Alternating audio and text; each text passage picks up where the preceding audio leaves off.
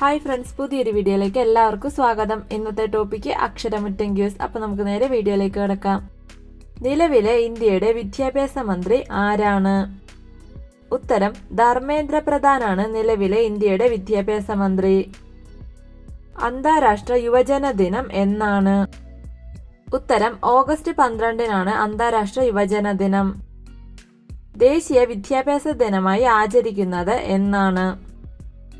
ഉത്തരം നവംബർ 11-നാണ് ദേശീയ വിദ്യാഭ്യാസ ദിനമായി ആചരിക്കുന്നത്. ആരുടെ ജന്മദിനമാണ് സദ്ഭാവന ദിനമായി ആചരിക്കുന്നത്? ഉത്തരം രാജീവ് ഗാന്ധിയുടെ ജന്മദിനമാണ് സദ്ഭാവന ദിനമായി ആചരിക്കുന്നത്. ഇന്ത്യയിലെ ആദ്യ വനിതാ അധ്യാപിക എന്നറിയപ്പെടുന്നത് ആരാണ്? ഉത്തരം സാവിത്രിഭായ് ഫുലെയാണ് ഇന്ത്യയിലെ ആദ്യ വനിതാ അധ്യാപിക.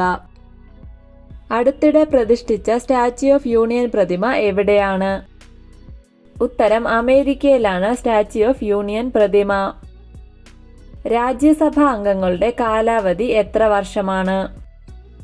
ഉത്തരം 6 വർഷമാണ് രാജ്യസഭാ അംഗങ്ങളുടെ കാലാവധി.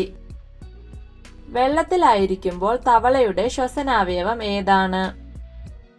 ഉത്തരം ത്വക്കാണ് വെള്ളത്തിലായിരിക്കുമ്പോൾ തവളയുടെ ശ്വസനാവയവം. ദക്ഷിണാഫ്രിക്കൻ ഗാന്ധി എന്നറിയപ്പെടുന്നത് ആരാണ്? ഉത്തരം നെൽസൺ മണ്ടേലയാണ് ദക്ഷിണാഫ്രിക്കൻ ഗാന്ധി എന്ന പേരിൽ അറിയപ്പെടുന്നത്. ബംഗ്ലാദേശിന്റെ തലസ്ഥാനം ഏതാണ്? ഉത്തരം ധാക്കയാണ് ബംഗ്ലാദേശിന്റെ തലസ്ഥാനം. നിപ്പ എന്ന മഹാമാരിയെ ആസ്പദമാക്കി ആഷിഖ് അബു സംവിധാനം ചെയ്ത സിനിമയുടെ പേരെന്താണ്?